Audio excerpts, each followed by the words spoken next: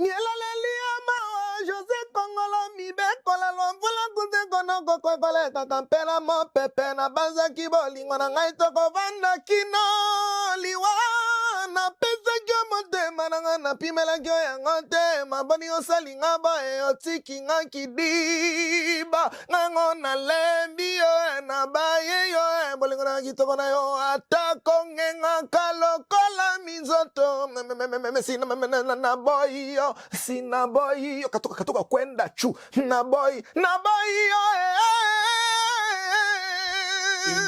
Très belle chanson dédiée à Papito Mbala. Le monde est à toi. Ah ouais. Sur Talina descendance. Yeah. Papa Taboulé que son âme repose en paix. Abenga King Kester mwana yaka ndako leki yaka ndako. Ba solo laki. Ouais. King Kester menea abenga le roi la forêt. Est-ce les gars parlent? Mon paya ko iko somba zambate petit frère. Ouais. Yaka na pale. Ba kozaki. Les rois de la forêt, alobi ke miel de son.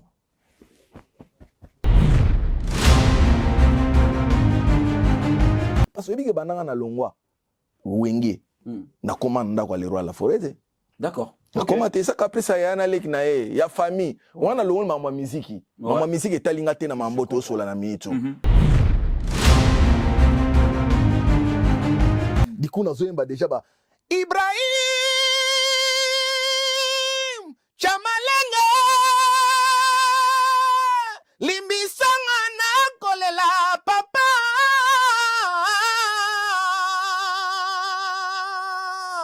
zongelanga Ibrahim motema nanga aminanga na beti nota likolo na leki note na ya c'est normal na leki note wana batu bazana ba guitare na bi musika sika simana note on comprend que na leki na note ba exercice wana ba leader ba pesa ki yango ba chanteur. OK.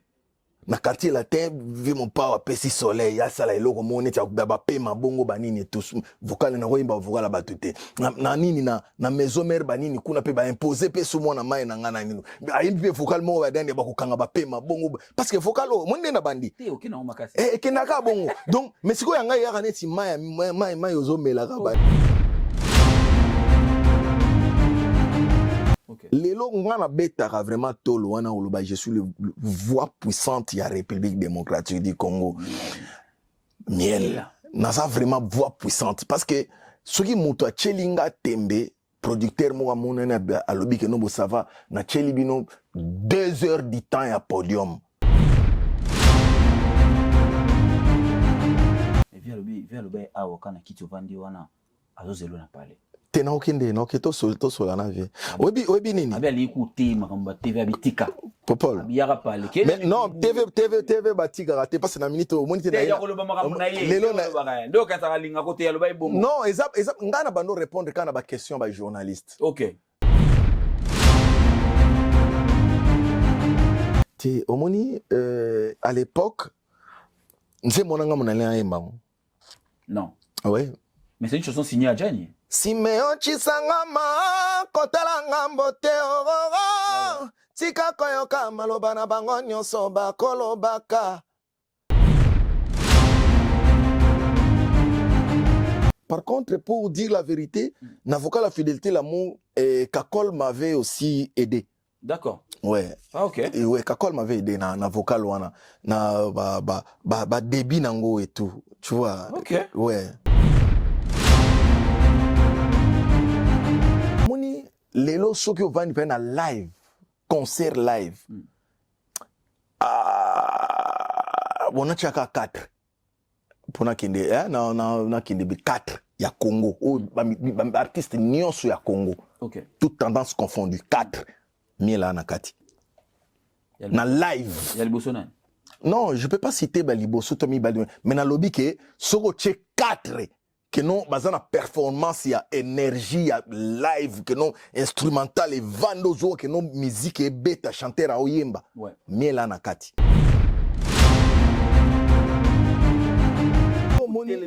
So moni nani ebo alote azawana. J3 Mimbongo ou bien Olivier Olivier aussi na bando yemba ando yembisanga bien nazoyemba omona héritier na première voix héritier parce que c'est un bon chanteur à première voix era beta balikolo nandima été parce que zaki ye awa yo awa donc soka vandi na nani boyende na musanta que non c'est un chanteur mais soka meika qui a été kuna et compliquera moi moké donc soka vandi Olivier Vandi et beau à Chebiso na trombone miel a vandi na nani wana surtout beta kanga kaske nanga nandimi ebisanga soki pe oliminga ngana ke popole fallait banana yaki na pari na sa na émission na yo ata 10 fois Taba Nganda Taba chez Hugues la coiffe Icotey Papa na Kerouan éternel Kenaya au 174 avenue Aristide Briand 93 320 le pavillon sous bois. À la petite porte à gauche, association Hugues Icotey. L'étoile rouge revient partout grâce à Silas.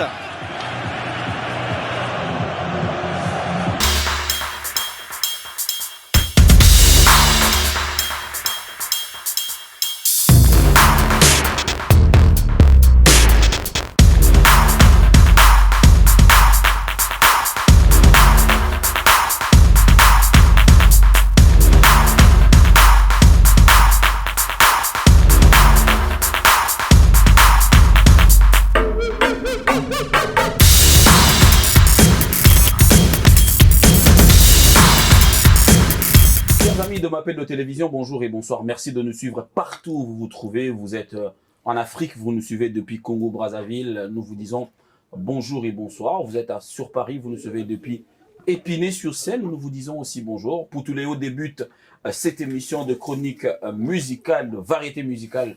Aussi, comme vous le savez, nous parlons que de la musique, mais avec toute l'équipe, on a essayé de réfléchir pour avoir autour de ce plateau même les gens qui réfléchissent autour de la musique. Mais aujourd'hui, exceptionnellement, comme vous le savez, comme nos invités de tous les jours, nous allons aussi recevoir un artiste et musicien. Mais avant ça, je vous donne l'actualité. Ce vendredi, c'est-à-dire ce vendredi avec la Cléopâtre Mbiliabel, on va se retrouver à Bruxelles dans la salle Madeleine. Donc ce 7 novembre, vendredi, on est à Bruxelles avec Maman Mbilia, la Cléopâtre, pour célébrer bien sûr son retour aussi sur la scène internationale. Le roi Pelé Mwantaya vous Marie-Paul avec le Wenge El Paris, il a signé le retour lui aussi, ça sera le 6 décembre, nouveau casino, nous sommes sur Paris 11e, si je ne me trompe pas, donc ça sera le 6 décembre, Marie-Paul avec le Wenge El Paris. Justement après le roi Pelé et Marie-Paul, ça sera à Bunafilé. Hier d'ailleurs on a visité la salle avec l'artiste, il a nommé Acoustic Live, son concert qui va se dérouler le 27 décembre de cette année. Donc le 27 décembre de cette année, on va retrouver Binafilé avec son groupe. Déplique Pomba Nuance, lui, il nous donne rendez-vous l'année prochaine, le 21 février 2026, avec son groupe, bien sûr. Vous le savez, Déplique, ça fait un moment, le groupe réside déjà ici. Donc je pense que lui n'aura pas trop de problèmes pour sa production du 21 février 2026. Alors, ça sera le 2 mai au Stade de France où le Congo donne rendez-vous avec l'Afrique, avec Fally Ipupa et tout son groupe, donc F-Victime.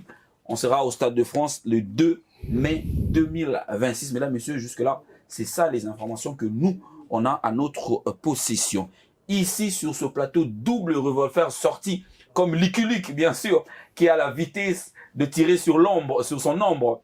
Miel des Sons est l'invité de Poutuléo d'aujourd'hui. Avec lui, nous allons parler de beaucoup de choses. Vous savez, Miel, il a traversé, quand même, il a bénéficié de la connaissance de beaucoup de personnes. Je parle de Papa Wemba, Alain Pela, je vais parler aussi de Dinga Makana Weranson. Aujourd'hui, ça va faire depuis un moment, depuis 2017 ou 2018, qu'il est seul, qu'il évolue d'ailleurs très bien.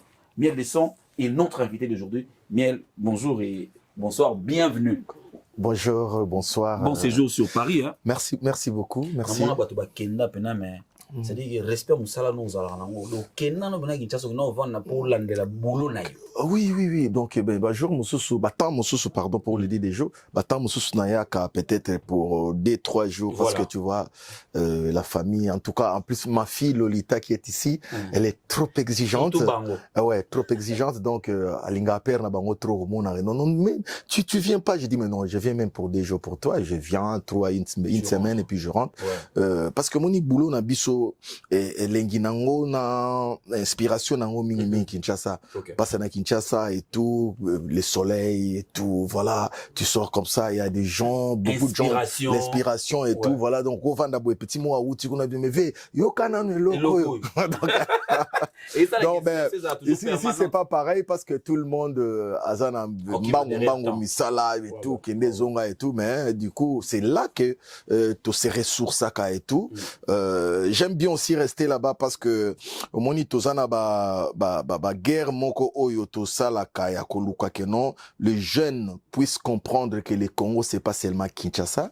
Le Congo c'est Idiofa, c'est Kikwit, c'est Nchikapa, c'est Mbujimai, c'est Kananga, c'est Goma, c'est Bukavu, c'est Kindu, c'est partout là-bas. C'est là-bas, pas maman Fifi Masuka oyo aza la star de Yaba gouverneur, voilà. Donc nazalaka vraiment peine à combat wana. Donc ils a parti à combat en tant qu'artiste et yango mona que non, chaque année je fais un tour qui quitte Idiofa après la zone Kinshasa. Donc je suis comme ça. Bien, on va s'asseoir. Merci beaucoup, merci. Alors je vais rester sur cette réflexion que tu viens de développer tout à l'heure. Oui. Est-ce que c'est justement parce que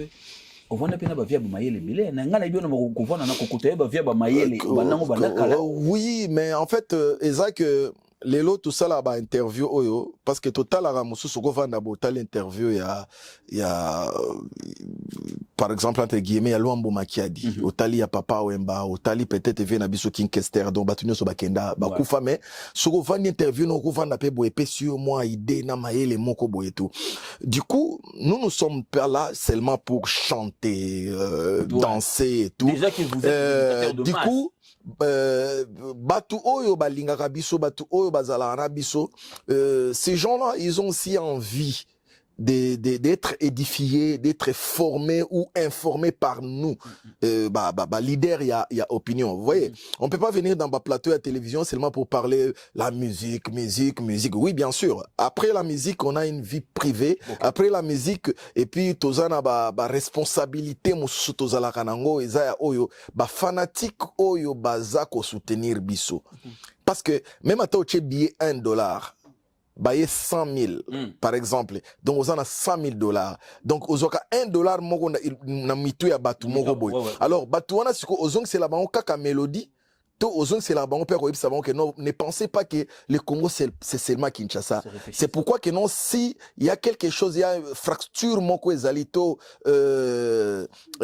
problème moko ezana kati ya mboka, donc ça nous concerne tous. Vous voyez, ngana linga pe que lelo j'ai du mal, et puis bon, c'est pas avoir du mal, mais je rigole des fois de voir des gens qui appellent des gens, toi t'es un villageois, mais c'est rigolo. Ça t'embête un peu? Non, tout le monde est villageois. Ouais. Tout le monde est villageois. On est non. Mais Kinshasa, soki no ba lelo décision ebimi que no ba délocaliser capitale. Kinshasa, les institutions Kinshasa c'est comme un village. Ville-province, net ba ville-province à Kikwit, ville-province ya Bandundu, Lubumbashi, quoi, Goma, quoi, Matadi Goma et tout. Vous voyez, le docteur Diboma, pardon. Vous voyez, donc du coup, c'est ça ma réflexion, c'est ça mon idée, c'est ça ma contribution. Vous voyez, donc pas ces voix na botaminango. Moutako pesanga voisate, moutako longolango azate. Mais du coup, qu'est-ce que moi je contribue aussi au-delà de la musique? D'accord. Vous voyez, donc yango mona ke non eteni peut-être ya émission boy, ça peut rester avec le temps des années qui viennent et tout. Bana mo ba vandi botek non mais voilà, c'est un artiste qui réfléchit. avant que nous ayons question na papier. Donc j'ai profité quand même de passer un message, de dire que non, to linga Congo, kolinga Congo ezaka kolinga Kinshasa te. Moi j'étais choqué na moni mbula mo ebeti na zomo na ba avant-hier. C'était hier. Tout ça libre tout ça mercredi, c'était le mardi. Na mona pousse razo sopa ordure, salité ya nini et tout na mai po kine. Donc c'est choquant. Est-ce que tu es na tuna ki ngamo na parlé mais tout ne se pousser on a congolais to aza infiltré au batine na Congo pa boma Congo. OK. Vous voyez, des raisonnements comme ça, so biso oyo o batu bazo na minito eroko cha émission na yambi miel mutu msoro kansa que no il faut ya bo monra miel po azo peut-être à flasher mutu. Mais era ko ya ko kutana na eloko aboye ko édifier. Atali que non biso moko ata topesi le gouverneur Bumba tor nyonso topesi ba charge nyonso mais biso nyonso pe tozana na devoir wana ya koluka ko yango moni kino na opus nanga mona bimisa wana débit yona nani na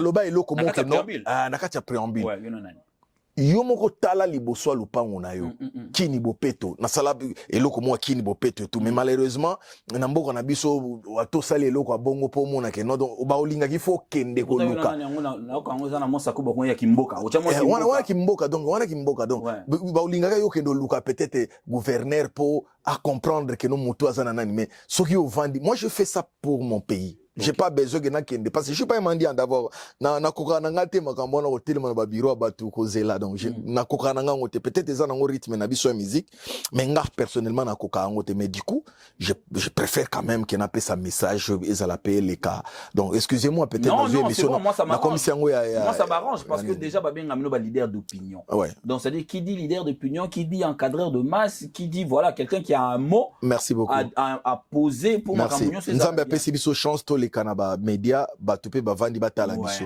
du coup il faut tozoape moi initiative on a roloba babilo komoko ezape moi en dehors il y a bisope musique mais o ezotala pona peut-être salubrité ou bien assainissement ya mboka na biso quoi voilà boni vena biso Clet Kabe ya Corino plus important que l'école temps l'éternel moi donc lui c'est l'éternel moi Clet Kabe donc c'est plus important que l'école temps si on dit plus important j'ai vraiment compris pourquoi est-ce que le roi Laforêt lui avait dédié cette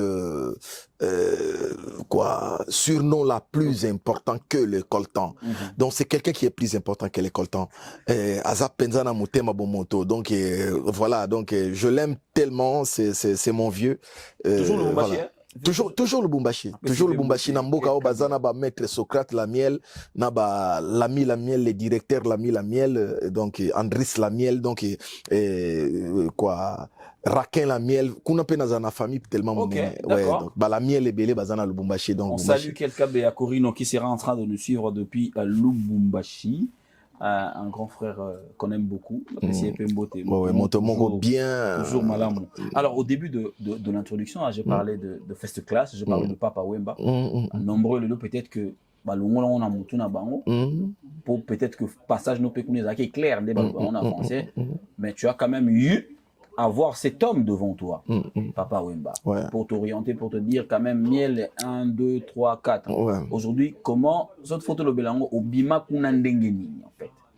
Ouais, non, mais en fait, du coup, l'élo histoire net, il y a Vive à First Class. Pour moi, j'ai pas eu beaucoup de temps. Ouais, donc Ezala qui est un peu passagère pour moi. Je fais presque 6 mois, quasiment 6 mois. On a et puis voilà. Mais Papa Wemba a découvrir nga na commis déjà na maison mère. Na maison mère, ouais. Donc j'étais là-bas et puis j'ai aussi passé 5 mois ou si je me trompe pas 5 mois et demi na Planète Élégance avec Mauvais Désir Mbouessé. Mauvais Désir Mbouessé à l'époque. Et puis na ko sala 4 ans 4 ans dans Alain Pela, Chakulenda, dans Génération A. Génération A. Donc, on va revenir sur ça. Là, avec des Mirages, Supersonic, Ronsar Kanza, mon ami Gelor, Christian Solo, parce que Christian Solo, quand on a une na maison mère. Ah ben ouais, déjà tout comme mon ami Christian. Chevignon Synthé. Voilà. Donc, Bando Betana avait Théo Bidance. Voilà. Ouais, na Théo Bidance, et puis Chevignon Synthé, puis donc, Chevignon Deni, tout qui est maison mère. Donc, c'était toujours moi, quoi. Bien sûr. Au moni, Lelo, bon, en fait, on a déjà parcouru, on a après maison mère. Mais, tellement qu'il y a une nuance, on a Lelo, naza artiste moko oizake de balobaka soki gauche et si droite monate nazalaka vraiment na principe wana trop parce que soko tuni Christian Bombole a websa OK muta bendanga litoya ya maison mère wana sikoyo Christian Miel OK Chevignon Michopo hein Chevignon Michopo Chevignon Synthé ndeni noko maison mère ye wana déjà ngana ye ce qu'on a comment intoxiqué pe ba créer force ba créer force on se comprend ce que moni Bicorine Makaba Bicorine nga mutu na zoye ya bandai na makambo ba église bani parce que yaza cousin nanga ouais tu vois même famille na ye bando lingate ya bando vana ba livulu kuna likolo na zuye mutu bandai ko kotisa ye répertoire ya winge musique maison mère eza petit Bob Solo. OK. Bob Solo petit mo mokieto ya kana e a banine tout. Bana lemba tout Jimmy Bilele quoi Sandra Kambi na pesi mbota za États-Unis maître basse grand prêtre basse donc moni ngana zo on a parlé na lemba petit Bob Solo na récupéré na vendre na parler na jusiko Bicoril na ebsenga que non Bob Solo kotso ba solo anani tout et puis il faut ya maison mère. Donc, je fais quelque chose où je sais pas, peut-être aux la 2 ou 3 ou 4 autres à la wana, au bayaki na 1 plus, na mouvement, na indirectement. OK. On va retourner dans Génération A. Avec Alain Pela. Avec Alain Pela, ouais. Batubaru kan sagata msusu ko tirer bandara na maison mère. Ngana banana ba biloba. José Congolo mi be kola lomvula kunte kono koko kole tatampela mo pepe na banza kibolingo na ngai toko vanda kino liwa na pesa kyo motema na nga na pimela kyo yango te maboni osalinga ba e otiki nga kidiba ngango na lembi yo na baye yo bolingo na kitoko na yo atako ngenga kalokola mizoto sina boy yo katoka kwenda chu na boy yo belle chanson dédiée à Papito Mbala. Le monde est tatoué. Ah ouais. Le monde est tatoué. On a 4 albums Intifada. Intifada. Guerre ba vocal les ala qui on a mais les kofio na beta qui na lobi que nobo mirage aina ba. Il était une fois baptiste na 19 na séance était à flamme. Chalé baba chiba merengue. Hakuna situ razani mati. Mia kucheza gile bien meyaya na Dadi Massoudi, aujourd'hui il est avec Fali Poupa. Ayena mes larmes d'amour signifient que je t'aime. C'est un bon chanteur, ce gars. C'est un bon chanteur. T'es nabandi makambo kala. Nabandi makambo kala. Siko moni la période wana. Période wana. Wenge musique à maison mère, Wenge BCBG, voire même quartier latin, regarde bango tout est tourna qui vers. Je suis génération A. Mon contrat moi zate. Te mon contrat moi c'est kaibi musique à Congo. Aibi ndenge zala kité. Du coup, ba exercice wana ba leader ba pesa ki yango ba chanteur. OK. Na quartier latin, vu mon père pesi soleil, ya sala eloko moni tia ba pema bongo banini tous vocal na roimba vocal la batute. Na nini na maison mère banini kuna pe ba imposer pe sous na mai na ngana nini. Aimbi vocal mo ba dande ba kokanga ba pema bongo parce que vocal o monde na bandi. OK na makasi. Kenaka bongo. Donc mais siko yanga ya kaneti mai ozo melaka banani et tout voilà. Il y a quand même un secret na netteté, na ndenge ozo garder voix, il y a un secret quand même. Ah, bien sûr que oui. Donc, je suis très discipliné. Ouais. Na s'épuisera pamba te. Nga biloko o ezala kero o bimi na yo banda o kendaki boîte banine et tout. Mais côté wana pe na zwa ki mo discipline moko boyo na banda ko mona ngwe pa vient na biso King Kester na président JB Mpiana. OK. Bon, par rapport à voix mais par rapport à discipline moko boyo non o mona na pamba te. Parce qu'on nga déjà ndé na zabo na mutu te ko mona na vani na boîte. Donc, banana bandom pété ba champagne ti je le fais pas. Ça on te posa na mbongo te non. Mutu azala na mbongo te, azala na mapango te na bandako te na mituka te, a voyager te, azala na mbongo te. Wana nde solo bige non oza na mbongo te. Eza délire na ngate. Nga soki na ye même ata to bando to sali yango déjà Petro na ba maison mère dozaye ba guerre na biso bokoti ngwa suma boye Jimmy Bilela ebi ba Tigana Muluba banani tutu ba na ba Shentemba banini boye pe boye banini 10 champagne 5 champagne ni bozongi boye mutuka. Mais du coup na kotala ngaki qu'est-ce que papa Wemba a fait jusqu'à na ba âge wana voix na ezala kaka. Azoyemba kaka navandi boye na talinga ba Johnny Hallyday personnam banini et tout notaki ba comment entretenir leur voix bazo entretenir ba voix na bango nde nini et tout ezaka discipline. Lelo ngana betaka vraiment tolo wana oloba je suis le voix puissante ya République démocratique du Congo. Miel naza vraiment voix puissante parce que soki muto a chelinga tembe producteur mo amonene alobi ke no bo sava na cheli bino 2 heures du temps ya podium bazo accompagner bino kana guitare boyemba bato ebele même ata o eza lelo ke no baza soki ndenge nini ba o revese na podium nazo ngaka kuna na intifada dossier kinwani kuna pona vocal mo kuna ouais wana na yemba nini ngamo pe kimingai. Si maman, si c'est trop tard, nourrir la Congolaise. Niger sa mandat pour qu'on ait un tikinga comme ça. Et pour ta rêve, oui, bulldozer. Oui, malade. Le dossier qui donne. Didi qui n'a pas voulu. La première bolingo la plus recherchée. Jalouse, madame. Vocal on a banni ça tout. Et kiminga moi mon kemero eroya peut-être là il a mal lukela biso vocal na pardon so kotika na eroya dossier qui banzembo ekomi tellement trop na moto au moment où je suis en train d'enregistrer aussi dans un studio pour na deuxième album nangai nazo intitulé Tourbillon mais là déjà na ba fête nazo pesa déjà mokili ba mourir bonne musique mayopi sexy mayopi jipa mokuse mayopi TikTok. OK mayopi sexy mayopi j'ai pas mon coup c'est ma TikTok on comprendre donc nazo honorer ka ba nazo linga na honorer ba tiktokeur na ba tiktokeuse nyonso parce que celui qui non makoleza moi bien te cha filtré c'est makoleza bien te cha moi filtré chera lobi na beta qui est moto chera lobi na beta qui est likofie nganga papa voisin bayoka ki azolela tango batali ya zokite tango batali ya vimbite modela likofi nanga mototo bokali sute modela motona ngai motobuka na linu te yaba toke malamo na zongi siko tellement na la reconnaissance ya ba légende na la musi viedi yaidi motona ngenge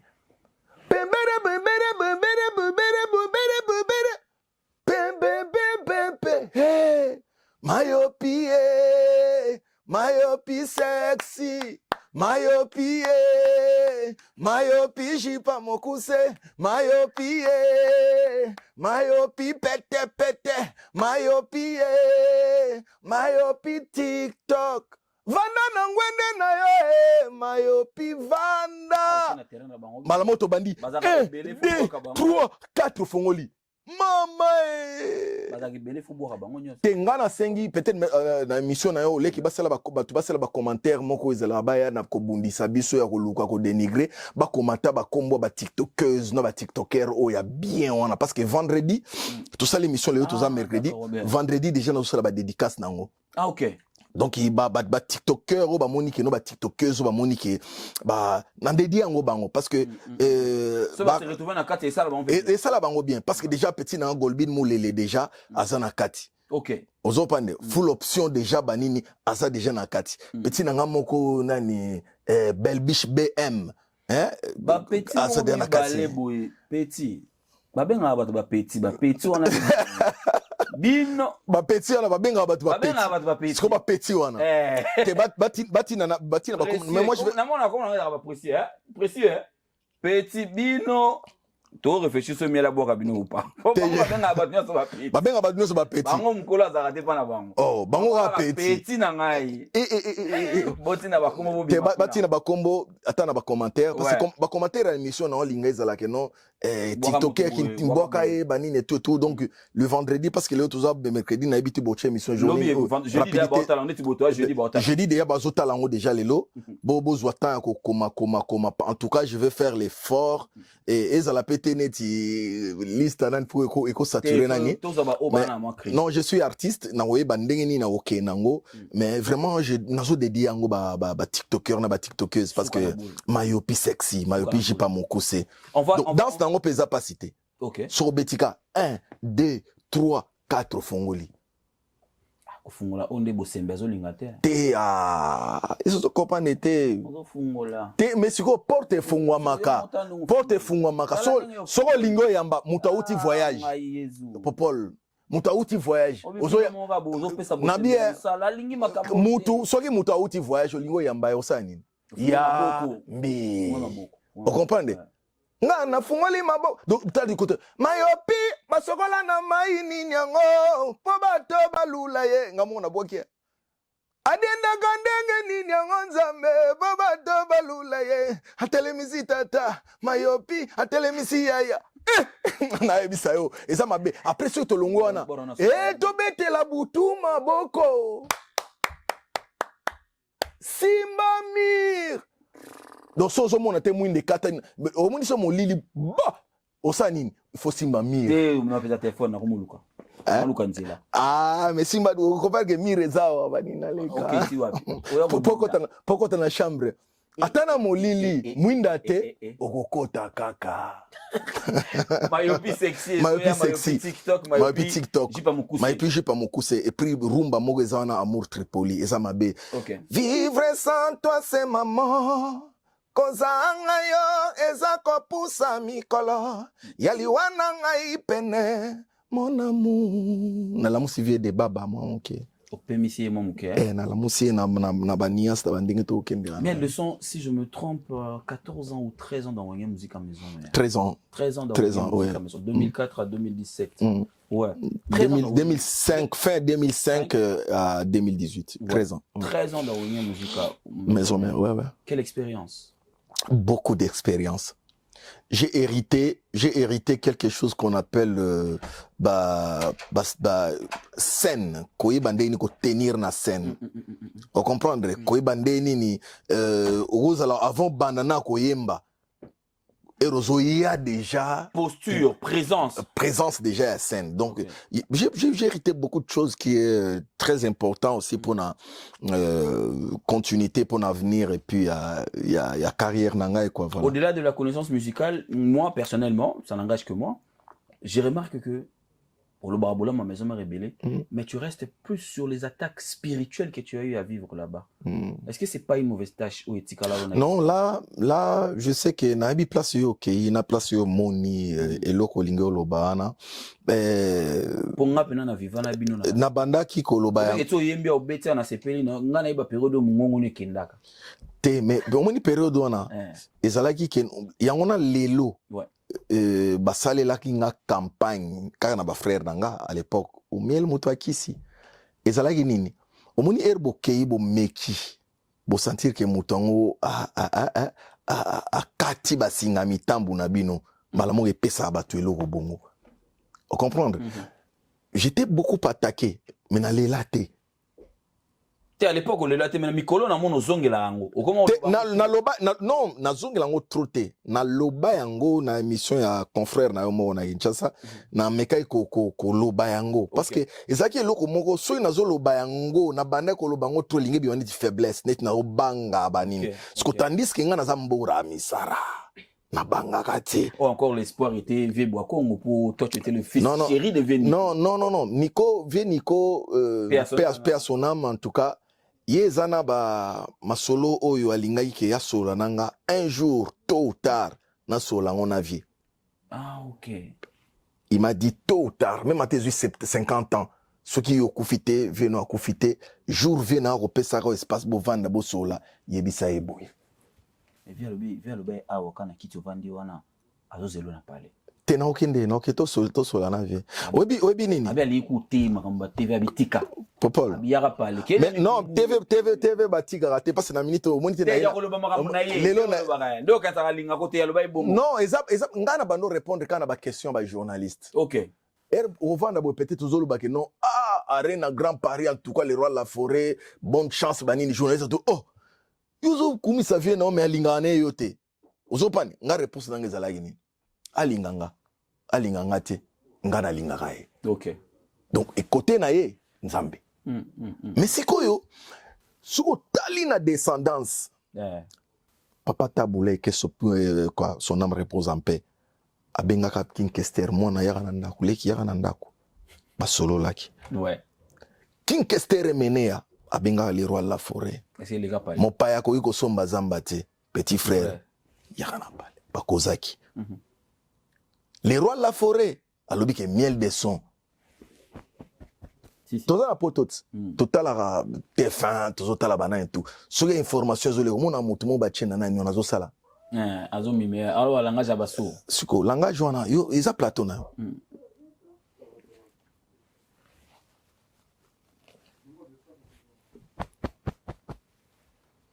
des langages ouais parler ntima des choses ce que soit chaki boy ntima miel de son ntima petit palais petit ndako miel tala bazo attend a zappé kutu o bando ebisa ependa ya kabose alobika ya kotumba miel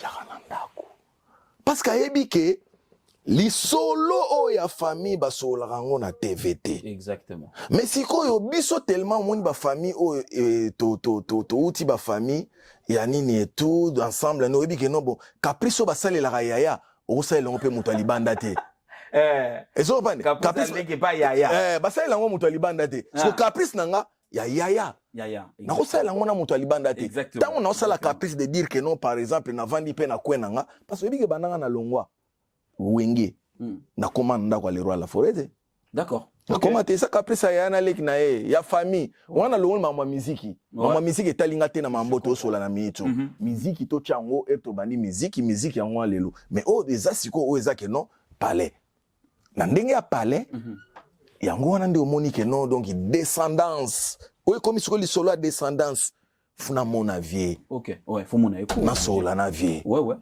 on comprendre ayebisanga o azala na besoin loba boya ko loba aloba ko bol na plateau noté aloba na TVT ngape na aloba na TVT mais na yebi que c'est bo loba di répercussion ezala to comprendre que miel akina iba vie miel yango te omoni ko zala nde nini King Kester akenda pa Taboulé Weranson akenda pa King Kester Taboulé ayaki na podium ya le roi la na masina on comprendre biso na bandundu banda maya njili wana ti na maya kasai na ilebo toza na makamu na biso moko boye o eza ya biso tout à fait donc eza ba secret o eza ke non il faut siko aloba ke non bo voilà ndenge na za boye na koli sko yo oza leki oza o kuna musika kuna parce que so totali katikati na yo tozomona ba o mususu wana bani et tout bazé belé mais yo siko oza mutu ozo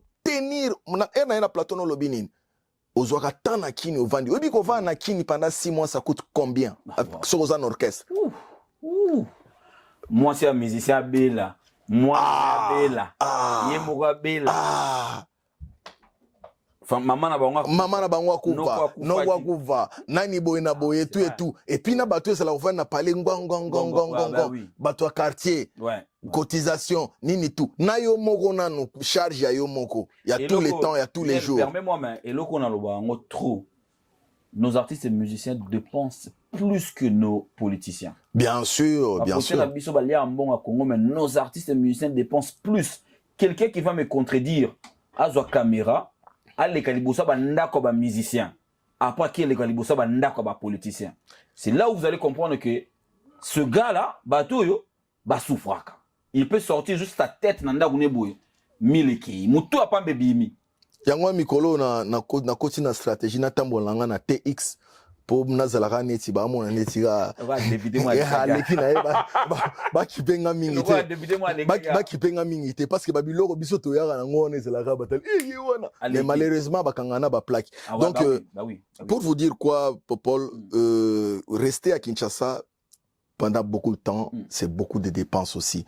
Yango mona ke non lelo vraiment ba artiste au bazala ke non peut-être avant na ekoto ya ke moi kayu na ya zongi kayu na ya kotisi banini aye na Kinshasa 1 mois 3 semaines à zongi koloba teke o l'équipe biso o to vanda na kini biso to sala ba 4 5 6 mois na kini donc on dépense beaucoup mon frère on dépense. Mesdames et messieurs, nous continuons cette émission comme on l'a dit tout à l'heure. Miel de Son nous a promis un maxi. En fait, tu vas prendre 2 chansons qui vont sortir dans l'album. Dans l'album. On fait ça déjà en décembre. Ah ouais, tout.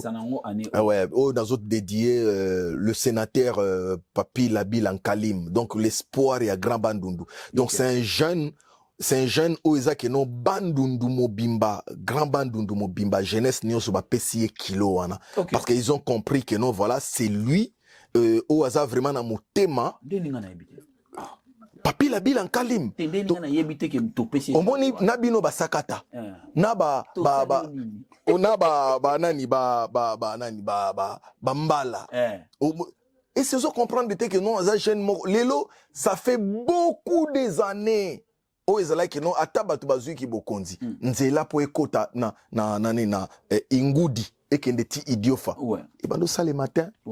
Mais Papi Labil a avandi wana.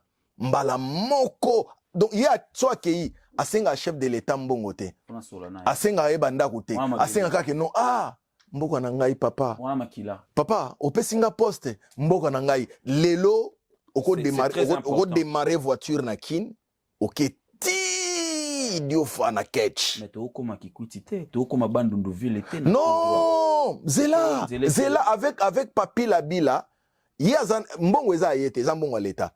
Mais il y a azana katia ko lela kaka na suivi Papi Labil en Kalim.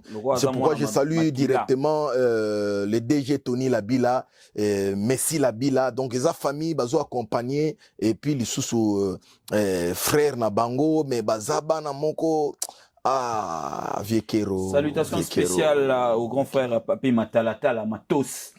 La Pessi Mbote place aux Otalanga, la Pessi Gaylor Kanga à l'international gabonais. Bonne chance à toi mon frère pour la suite. Et puis le vénérable maître choisi Matata, merci pour tout. Ya Willy Mouchen, la Pessi Mbote. Dominique Mikobi Sheraton, la Pessi Mbote place aux Otalabiso. Na Simeon Moussindonde, na côté de la maison mère vraiment. L'architecte intelligent. D'abord moi on a eu Adjani na miel. Retour à Adjani, mais perfection, voici quoi, il y a miel. C'était avec quel esprit? Omoni, à l'époque, c'est mon nom. Non. Oui. Mais c'est une chanson signée à Adjani. Simeon Chisangama, Kotalanga Mbote Oro, Tika Koyoka, Malobana Bango Nyosoba, Kolobaka, Apanyo Césaline. Donc, Namunalena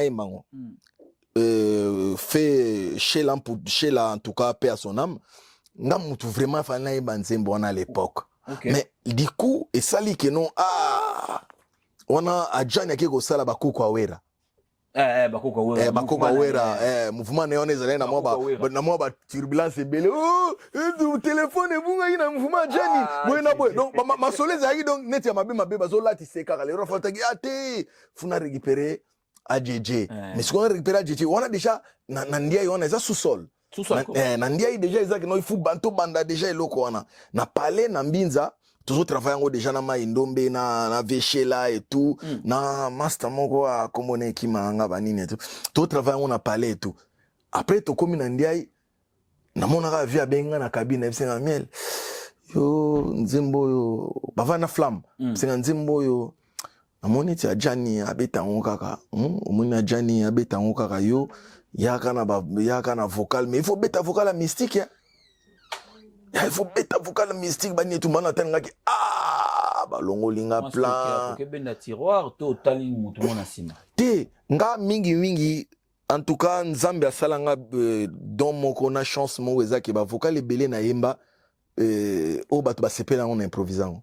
OK par rapport à kanda ko tali ba master ba vandi botage na pesa babati na ninya pa bandi mangai na libala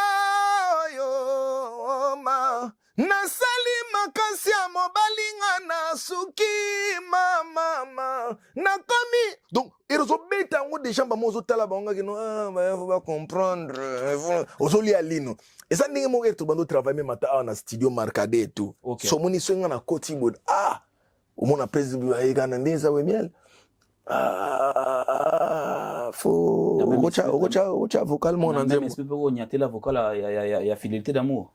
Fidélité d'amour. Ouais, mais par contre, pour dire la vérité, n'avocat la fidélité d'amour, Kakol m'avait aussi aidé.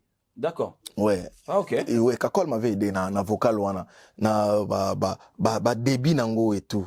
Tu vois. OK. Ouais. Ah, ya matopesi mbote. Ozopa ouais, na pesi mbote et tout. Après ça, il moi esprit, moi couleur, tout. On a minute au moins batu bata la biso. Ba mona game yo lo baga bien Kakol wana ndeni. Au moment où yo longwe, ba sa ila réunion na wenge, aloba boazonga boy. Donc nga naza esprit. OK. Nga miel, nazala mo ndenge mo boy. Maître Tony Dalai Lama zala nanga na masanga tido DBF de ba forme. Alain Katanga, ce to vandir mo mona boy. Non, soupe zalara. C'est déjà tozo kolapé. Oui. Soupe c'est les capé déjà. Et ça nini, nga naza na esprit on ayeba ke monde ya musique ezalaka bongo. OK. Parce que na bani musique mwana moké popol. Na bani musique na école na chiki. Na za dia leader ya musique na chiki na orchestre nga wenge ABG. ABG, ouais. Vous comprendre? Du coup na zoyemba déjà ba Ibrahim Chamalenga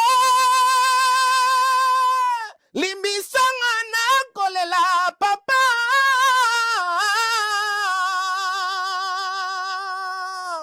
zongelango Ibrahim motema nanga aminanga na beti nota likolo na leki note na ya c'est normal na leki note wana batu bazana ba guitare na ebi musika zika simana note on comprend que na leki na note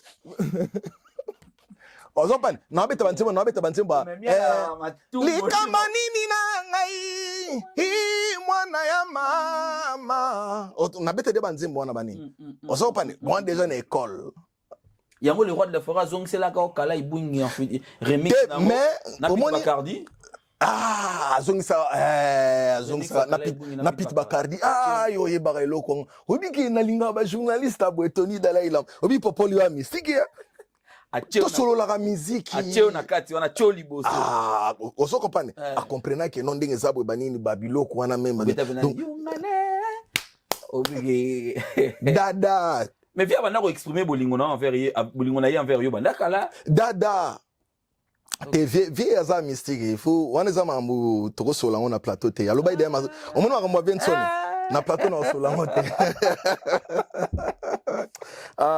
Jimmy Bilele na évité très Sivana donc Fabrice Moulele na PCD abambote place Bazali donc Dami Datoko hein donc voilà quoi omoni lelo Congo balien ko pesa bango ba juste valeur te tozo kende ko baluka na poto ya kozalaka ke noto zo sikoyo ba valeur wana bozo linga ko pesa ngote ezo boma image andoulé. Vous comprenez? Image andoulé. Ya on a biso que no makamba vie tema ezali na plateau na loba ki noto so latina o so lango na plateau te. Mais siko moni nga nazo beta boye. Mbala moko bato bazana ba pesa ba réponse na mo. Tu vas comprendre que non ba terroriste bazana nous. Vous comprenez? Peut-être moni que via tele ka no te na web Samuel que no yoza maman na terroriste na palais. Mais na plateau. Je vais entrer dans la chanson Diego Musique. Nalingi ozala molongani nanga mosusu te yaya chéri okomisinga kiwele mon bébé nasala nini je suis devenu fou chéri me yo mokonde yolobaki nanga bapara na yo banimanga na bolingo ivi matondo maebi noblesse amo tema mwana motoke dino yawe ransone miela lila kalai salema sebo erandi orto nango quoi na molingo malko masuka mérite longa mérite longa obi ke vient nga mérite longa bon en fait pas ça zaidi ana tendance ça na ba petit na ya balemba mais fallait salanga ta cadeau parce que loko na sala ezala musique au denda place wa mérite longa ta place na kinda mérite longa soki premier voix mosusu abimisi mon pépé mbala moko hémorroïde na ça solo. Mesdames, messieurs, nous sommes là avec Miel de Sang. Je l'ai dit, c'était important pour moi de le recevoir parce que une très belle carrière est ici, une très belle voix, un artiste complet. Mais Miel est là, on dirait au vendu plus na confort et à qui bon chanteur. Pendant que la musique, c'est pas que la voix qui suffit. En fait. C'est vrai qu'on peut le valider. Moutaro contredit comme ça. Depuis ma place au banda, tout au banda. Au bandi génération A, tout banda pour n'attendre au bandi makam. Moutaro contredit à tout mundi bitumba kuna na mirage. Mirage autant à kenda à côté kuna ba pesa combat supersonique. Mais au bunda na ebo bagara mungonge bima. Oui, maison mère, tu as mis tes empreintes. Deux chansons, tu es sorti avec deux chansons là. Ouais, deux chansons. Trois chansons, je peux dire, parce que Moko Ezala qui non, et qui n'a un cadre net, il y a Ali Bonda. Et puis Naïmba Soussou, Naïmba, non, peut-être quatre, parce que Feu de détresse, tu sais jouer, na interprété Penzembo, il y a coréen qui est na Maïba Solution. Ok. Ouais, donc, Naïmbi presque quatre chansons. Oh, Ezala qui non, chanson, moi, so, bien, Oyokiango. Vous sentir les gens à fond, en forme. Na question le biwana. Mais pourquoi vous vendez un confort wana kaka? Les kamote, il y a un zone ça. Au moins confort wana, eza confort artiste nyonso a luka yango, ba vrai artiste nyonso ba luka yango. Po maintenant des gens au bazak et non ba industrie musicale est propulsée yango. D'accord. Okay. On comprend. Aujourd'hui, tous on a un problème par rapport à l'industrie musicale congolaise. Et ça est comme net il y a pire mogo boya yende a pesima kambu. Il y a pire. Vous comprenez? Pire mogo a yende a pesima kambu. Mais si quoi ba producteur au bazala que non un producteur peut venir a bandi go tala peut-être ba musique to ba performance ya ba artiste pour non je prends ça. Ce qui est là na Congo, je vous jure aujourd'hui na plateau na yo que producteur moko abimi tellement de musique ezongi boy na poto, je sais que ba producteur ba ko oser ko sala abimi abandi ko tala un producteur au aza artiste. OK. Atali que non il va averti quoi. Averti, oui, merci. Atali que non on a besoin ya voix moko et puis artiste moko o ekogi que soki que na pesi na chembongo nanga akopesa nga ba retard na studio te akoyemba avec performance et puis sur une concert banani et tout batutu ba kosepa ba mona que non artiste aye a pesi performance énergie na nani et tout et ça na artiste belé ba okoya mais Miel de Son en reçoit chanson wana. OK. On comprend. Mais comment est-ce que tu comptes entourer ta voix de la musique parce que la voix est un instrument. Oui. Mais est-ce qu'il faut entourer un peu la musique? Non, mais on a Popol. Je crois qu'il y a un plateau, non, on a une zone via le bain, on a un plateau, mais il y a une zone via le bain. Via le bi. Miel, na betelo ma beaucoup. Na coup, na kuzu Ouais, ndula fikini wana tanga pe na beta maboko omoni lelo soki ovandi pe na live concert live bona chaka 4 pona kende na kende bi 4 ya Congo o artiste nyonso ya Congo OK toute tendance confondue 4 miela na kati na live ya liboso nani non je peux pas citer baliboso to mi bali mais na lobby ke soko che 4 que non bazana performance ya énergie ya live que non instrumental et vando zo que non musique et beta chanter a oyemba ouais miela na kati OK donc les trois wana luka bango kuna na ndingo koko luka mais moko wana tikelanga o mi che 40e hein les trois wana luka bango non ouais les trois luka bango yo moko mais les moko wana 4 za 40e performance unique ata naza 4e OK mais nazaka na kati ya 4 wana passe ba musicien baza 4 te na Congo OK d'accord merci salutation spéciale à ya Willy Moucheni Kodamboka azotala ngai na pesi yo mbote grand frère azotala nga place ozana yebité viebenga petit na yo to solande ka izala Silas Katompa ya palais petit na nga jogo na pesi yo mbote excellence Bob Amiso j'ai aussi pensé à toi les bons loutés le Marseillais na pesi yo mbote mon Colin Tshisekedi Yama Denis Beto pesi la mbote na Ewing Yuma Ramazani. On va rentrer maintenant dans la carte préambule. Maître Bende, pe na pesi mbote Maître Bende et puis son excellence Maître Berand Kolongele na pesi mbote na pesi pe les sous omoni na moi kalavani mais je suis pas un mendiant malgré bazana ngai mais omona nga liboso ba birote donc ouais Maître Ig et Kapulusi na pesi pe bambote place azali Maître Boris Mboukou donc l'honorable Boris Mboukou oui aza bien et tout l'honorable Boris Mboukou l'honorable sacré l'enfer au Boirampi nani susu ngana kabona na batete JC Pelete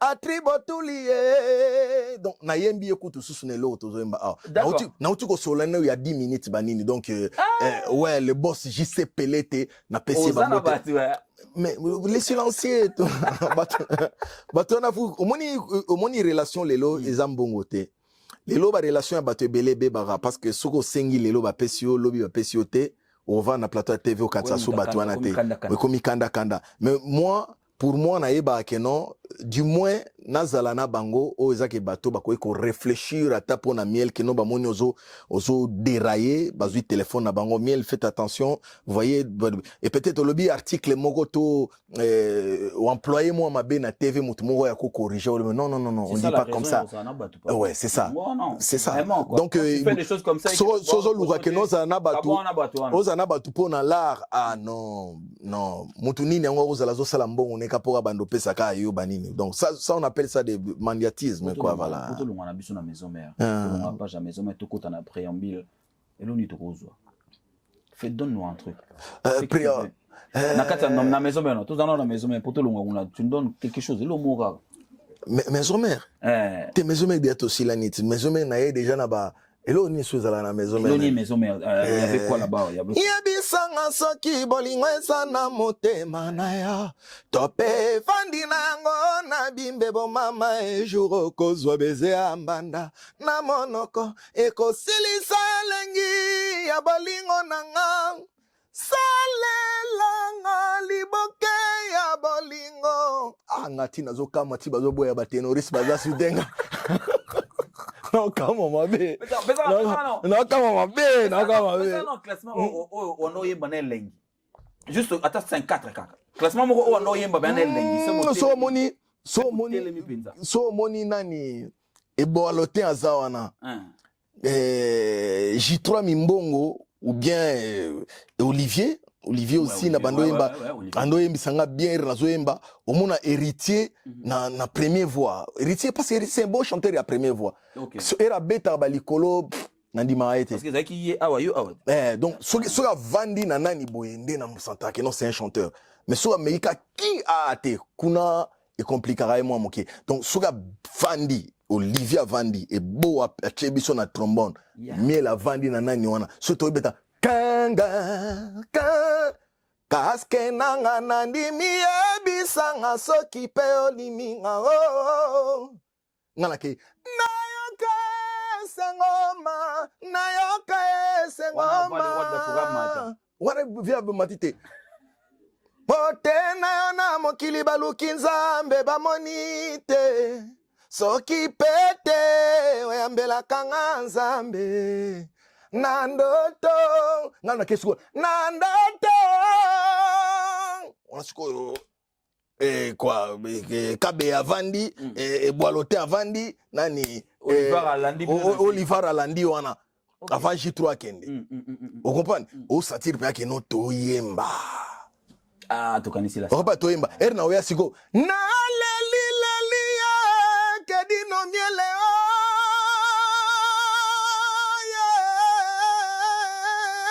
sina tamboliki ni mobimba po ya koluka yo Zulema yeye wana minito la sambe telemi babeti masasi samba la samba comprendre mais siko ngana koma ko kamwa Dr Pichu Muzungu na pesi mbote elo ngana koma ko kamwa sala nga pasi CG katakata na pesi mbote na kina bango vol moko OK elo na koma ko kamwa na vanda ga air mobo na hotala pena master vandi to master mo vandi ba ignorer na bango miel facilement ignorance on eza ya makila mabe ya guerre te me na lobi te muta ko ignorer tina vandi ya na ninga ndule na bien ba émission to vanda ezala ya ndule malgré na introduction na biso na kendai quand même na moi chiki nga na yekoli na ndenge na tamusa mutu mais to vandi la ndule siko na ndule so zo ya ko ignorer biloko o ezake no peut-être bato bavanda banotala ke no bato so bavandi boye bando sala boye du coup tobimaka baaventurier tobimaka te pena na esprit ya boye ke musicien avant di pena zo ignorer miel te wana comme tam so komi ki mutea mabe yango na zo ki mutea mabe siko souci ba musicien na biso lelo surtout ba master belé nga na zala na ba na wenge souci na ba zala nini miel apelaka te so miel apeli ba mona ga ino ne place na biso eza souté muto ko remercier biso muto na ba voix oyo na sa place sous le soleil frère ouais mais si eloko wana siko eza bato babosana yango soki miel apeli na kwena ye mais yo pe opeliti bah oui eri oza wana otali ke no bon funa créer 5 groupes moko boya ya WhatsApp to ya nini comment ça s'appelle ça ya YouTube to ya nini to finga ka miel wana to dénigrer kaka on comprend talnet boy na vanda na Kinshasa j'étais à Kinshasa j'ai eu l'appel l'invitation na Saint-Étienne na Saint-Étienne avec des autorités ba ambassadeurs OK na ok okati appelle Lyon bana Lyon ba zelo pe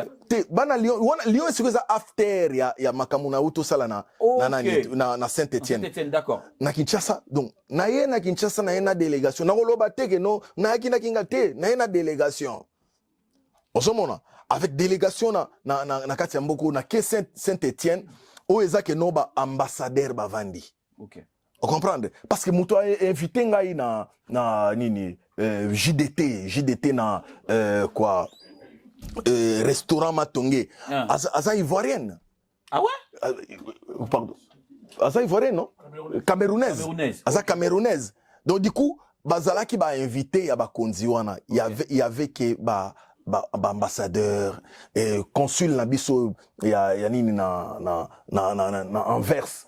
OK on a na pesembo donc na kotanga ba na kotanga ba kombo ba ya ba konzi mingi te na mais na pesembo te place azali donc okomona ke non notre ambassadeur Emile Ngoyi bon nini tininga na tanko notre ambassadeur na France bazalaki wana ba nani ba représentant ya ONU Europe. OK on comprend azalaki wana ya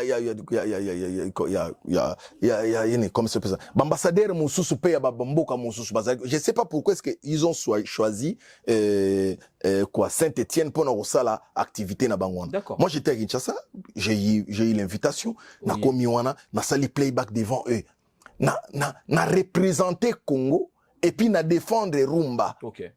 On comprend? C'est une bonne chose. Na défendre Rumba. Après on a signé sali que non, j'ai eu dimanche le 9 au Nazanaba na Lyon. Donc dans les Tozaboye dimanche il y a le 9 miel de son na kati Lyon. Ba master tout ya Lyon et masonangol. Ba benga ote masonangol miel de son azoya, ba master tout au bazar na Lyon to yeba na bango Jani Tendele Na Lyon. Jojo Nkulu, donc il bango tout, donc Jojo Nkulu bana tout ya Lyon, Kelelo, Rifin Kota, donc Benda bana tout ya Petit Saint-Étienne. nanga Feli Milambo. Bana Lyon, donc na Lyon. Na restaurant Matongé, babenga after ya makambo to sala yikuna. Ok. On comprend? Okay. Mais eze lo côté siko il faut que non luka que non banda ko chelango makelelo tout atolo lo ba non parce que mutu musu ko ipe ko sala yango. Tout atolo. Oso comprendre? Na tout atolo. Na tout type na tolo na yembelaki ba konza mboka. Tout telo tolo azate. Yo moko tolo badina ba yo kakaot. Est-ce que ko yembela ba tout? Est-ce que ko yembela ba ambassadeur bongo? Ouverture à carnet d'adresse. Atana kuzu. Atana kuzu ba tsawana. On comprend? Vous avez papier mais ya tsan. Ah, carnet d'adresse, ba numéro ekota, lelo ekozala ndenge nazo linga ba nini tout parce que surprise eza na décembre na rozala na ba artiste na Levi na Espagne. Na Séville na Espagne. Na Séville na Espagne. Isko batu babengi bakobenga nga na Espagne to batu babengi nga na Espagne. Tango na kenda ki Espagne na ba artiste. Na epate bango lisusu. Ce sont des blancs. Mindele ba espagnol. Na mbeli bango loko ya sous l'ombrelle de ton amour, j'oublie toutes les peines du monde. Ta douceur adoucit mon cœur, l'explosion des sensations envahit tout mon corps. Ta façon d'aimer devient plus forte que moi. Je craque, j'ai du mal à me contrôler. La vie est mienne, la vie est rose. Auprès de toi, j'ai la joie de vivre.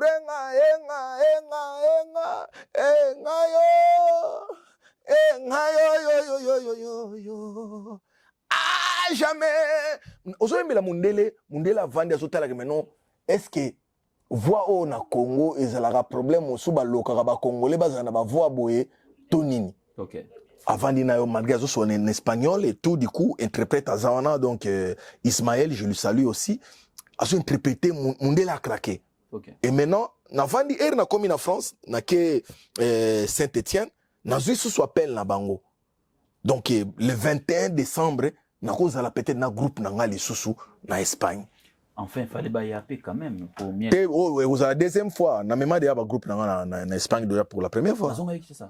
Si nazamba petit na mozu so bani me assemblée moi muke mikolo nazana na ba petit na kini bano yo bayo karate na so bana oyo bazana ba vision te mais bazana ba vision te mais tala siko na minito baninga mususu le 21 ba eli susu yazo me ma carton mette Tony yazo me ma carton et puis John akima kiwa yazo ma carton so na Amazon musala no musique okimi na photo lingo sala nini na sayo non mais na linga bango ka trop donc ce sont des artistes na comprendre eza makambo ya musique ya Congo ndenge ezalaka quoi non mais ceux qui bino pe bokima rande lelo boza ba boza te photo lo barango mais là te boko kai pe kokima na le moment na bi yo te na bi bo pour ndenge boyaka na bozaki belé.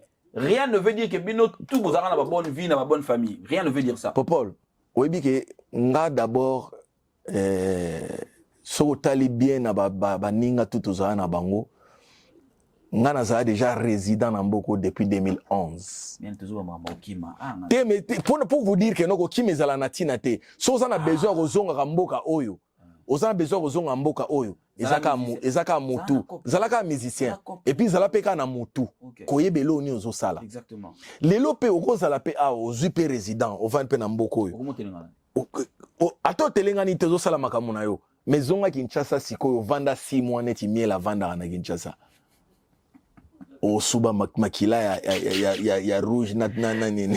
Bien, on me signale que nous sommes arrivés à la fin de cette émission. D'abord, merci pour l'album préambule. Hein. Merci infiniment. C'est vrai qu'il y a Oumeli, mais le coup on a vu on a plateau bouillé. Amor, ici, chéron comme ici, en bololé. Fidélité zéro.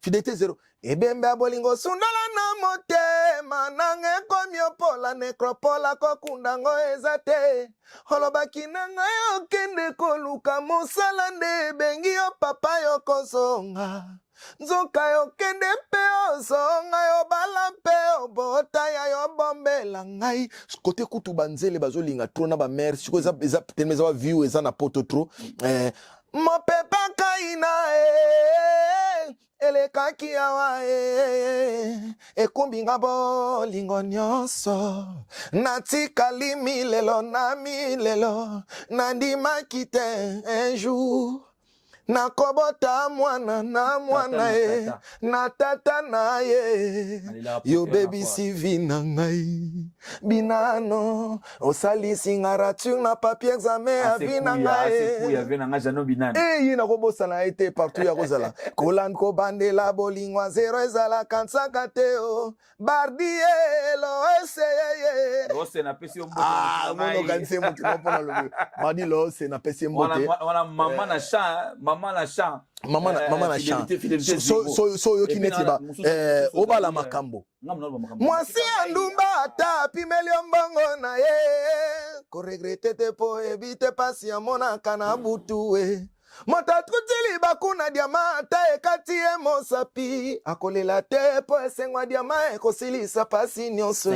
Boseka ngate po boyebi. Singleton. Nasina lembi ko bandela bolingwa zero epa ya fofo konzi na koma kini jeune milliardaire ngaye bolingwa nyokolo konga tu popole fallait banana yaki na pari na sana nga émission na yo ata 10 fois parce omoni nini lelo après yo nana ni kudu to le belango déjà omoni popole mo pasula elo mo na ko yebisa yo ngana mona bandu na mona idiofa nazwi milimo nyonso ya bakoko na ngai natiki yango pona benir émission na yo tozui mission na biso bénédiction ya makasi bénédiction ya makasi donc on natiki parce que na comprendre que il y a des journalistes au bazar que soit bimi na couloir azui appel ba biso ça l'émission na mutona il faut ignorer banzembo na ye pour ne pas combattre miel. Babimiselanga bambongo na ba plateau devant ba journaliste. Un journaliste, déontologie journalistique. Si je dis bien, je lis bien un article de combien il y a bino yani déontologie souke kiminga peut-être ko ya après banine et tout. Ça veut dire quoi? Un journaliste, c'est quelqu'un qui doit faire investigation, vérification, analyse et puis abimisa sikoyo suka nango koyeba. Nini tu vas diffuser. Qu'est-ce que vous allez diffuser? Parce que le domaine d'abino, il faut y bagano artiste oyo aza en exercice. Asalaka nini, azana nini, album oya autobimisa. Banzembo za nini.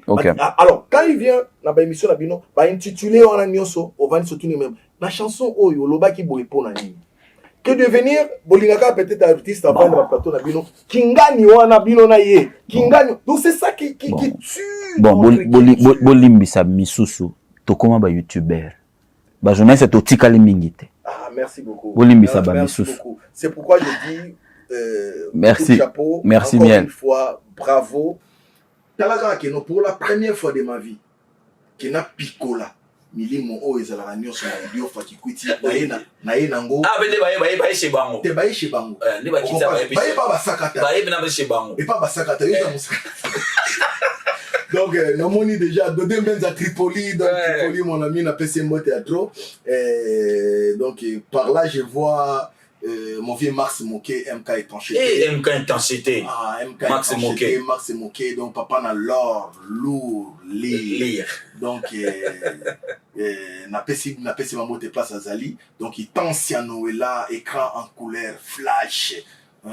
Donc ma PC mbo théâtre na bosani pété Dani Genge ya Sandrine Ndengenge boss lady donc il pochane la miel madame la miel na PC mbo donc omanga la miel docteur na PC mbo théâtre donc engi la miel magie binonyo sokelor la miel donc partout pour passe Bazali na bossanité mon conseiller donc mon conseiller principal qui est monsieur Roger Badjoko donc le vieux Roger Badjoko on appelle sur mot de place aux Ali, l'administrateur aussi Makaba dossier Bijou les Congo, je vous salue là où vous êtes. Nabo sanité antidote d'EBF débat formé Alain Katanga Katangé appelle si bango bambote donc Linda Bilele Linda Bilele, Linda Bilamba, na pesio mambote. Donc, oh, Zamundele, Fabrice Mbongo Zamundele, Maître Sibor, hein, bana tout ya Grini. Donc, parce que Mikolo, staff nanga ya Grini, balobi qui no ba telemi. Donc, niveau bazo benganga, mais date mon colonine ya biso na Paris, na FC Banque non, décembre tozana na. Normalement. Décembre bakati sana tozana ba on a. Ok, na Séville. Na Séville. Ok. Tozana ba on a Séville na décembre. Et puis, donc, l'année prochaine, parce que moi, il faut préparer le terrain. Exactement. Il faut préparer le terrain.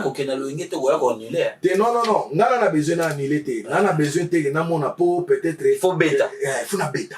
Ce qui n'a yé à il faut bêta. Et puis, attends la bêta devant 200 personnes. Mais il faut bêta. Après 2 mois, on a que nous avons salle à 400 personnes.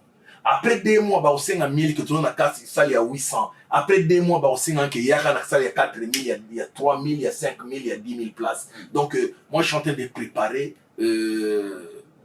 cycle nangai oya ozala que non soki na beti ndule na Paris etikala ba conseil mon légendaire parce que le bandu les obeta mana on etika non na yembi na boaki mabanga na tobini et le contexte soit na lingé lekate. OK. Ekota na mito ba tuté que non yaka beta yemba boaka mabanga bina après batu ba que non.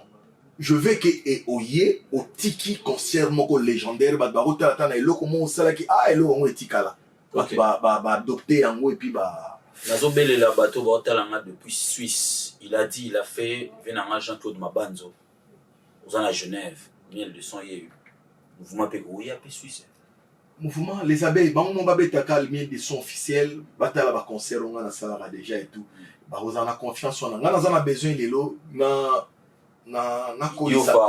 kolisa confiance na mité.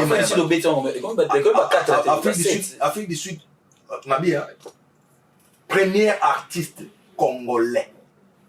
Je dis bien. Et puis, nous pesé, lisez dans mes lèvres. Premier artiste congolais. Où il y a Beta en Afrique du Sud, na Johannesburg, a tué plein la salle. Concert il est là, on a clé na yanamo. Et on a tourné combien 2, 3. Na même Afrique du Sud, na Durban. Oui, ça je sais. Durban même ataba artiste ba uta libanda ba ena Durban beta ba mpiake vele parce que Durban mai malili so il est comme déjà passé. En fait, si vous so comparer on a pour le roi Durban mutake beta na Marseille. Na Marseille. On comprend. Na beta Durban il y a plein na salle. Il y a une Afrique du Sud pena ponanga et ça na motuté kolobananga que non miel de sang nini beauté Afrique du Sud déjà na zo clé nango na buka yango na gumba yango. Lelo batu tout bakoye ko beta na en Afrique du Sud moto beti nan concert net miel azate. OK. Là témoignage les ali donc ba Mohamed Mole Kabaza on a même atakaska serré ka bakoye ko pesa ba témoignage ba médecin nion parce que le concert na les appelle obligé pour la première fois ba Afrique du Sud mais miel qu'est-ce que tu as fait? Médecin ba bima raté. OK. Mais la concert à miel donc moni pena que non ba docteur Kumasamba ba bimi, ba docteur Apo ba bimi, ba docteur Kenda ba ni ba Paul Kenda ba bimi, au moni pena que non ba médecin ba bima ba concert. Et puis ça qui plein au Saranate. Donc côté Afrique déjà Montaro le baté que l'Afrique n'a conquéré. Totika liga koto. Et tu liga koto. Georges Taïbo to salande to mesana tala kosala. Merci beaucoup mesdames et messieurs, nous sommes arrivés à la fin de cette émission. Patrick Moupasso là depuis Bruxelles. Otalinga na pesi mbote peselanga mbote na vena d'Écosse mukoko yepa otukotala biso Georges Taïbo merci tango beti nzembo ya venanga seku ya Jano Binano na kanisi le président Alain Boussi le cercle na pesi mbote place za venanga Alain Bokuli fiston coloqué Zapatero na pesi ope mbote venanga Zacle Mojalisi na kanisi peyo. Miel, merci pour le temps que tu nous as accordé. Merci infiniment. Merci beaucoup. De tout le temps, de tous les jours, malgré Mikolo, on a qui m'a moi dimi parce que. Donc, ma mère nion sur la Château Rouge, tout au bazar, ban nion sur la porte, va courager au bazar Mukavi, na linga bien. Miel de son, je suis avec vous. En tout cas, te respecte à Kabino parce que Binonde, vous avez laissé ça, vous avez fournir oui, nos besoins. En tout cas, ban ami qui n'a pas respect, il y a vous na la diaspora. Donc, tous les diasporas, moi, je vous respecte. Miel de son vous respecte. Donc, même kolongonga nangai et ko beta, na ko bete la bino. Mais la ligité, parce que naza na ngote. oya koluka ke no ngai moko na zo ba sal ngai moko na sala bana nyonso na zo linga ke binonde bosenga ngai na ya. OK. Donc nakoya na demande ya nga moko te na lotika ke no na ya poto na beta te na lingi ke bana poto ba koma na besoin ke no to linto mo na miel abete la biso nule na kati ya miki et puis boko sepela men na ngambu ya Séville kuna na ngambu ya Espagne donc batu déjà ba monani connaît tellement eza mindele eza ba biso te mais dimanche oyo pe na Lyon na dimanche le 9 non dimanche le 9 na restaurant Matongé eza pe ba étranger Camerounais, batali que notre JDT camerounaise, donc la camerounaise atali que non miel de son, yaka ozala after makamu yo to sala biso na Saint-Étienne, to lingi peut-être tout mon attaque, donc du coup sali bien. En tout cas, merci beaucoup Popol. Merci à toi. Je manquerai pas de vous dire encore une fois merci la déontologie. Merci parce beaucoup. que déontologie c'est ça qui fait que non biso autozala à l'aise na c'est notre travail, on est obligé de faire la promotion. Et loko que non, voilà, je vais rentrer à Kinshasa il y a très bientôt. Lobby, avant de venir dans le studio. Oui, de tout boss il a sozongiko ma campagne. Au moins deux ans ko sala ko tuje. Nazana studio. Au moins un studio et na biso ke tali kutu batute. Batunde bana ba biga ko kitina njili leo na butu. Lobby mikungu. N'en pas les rois de la forêt. Ouais. Le 22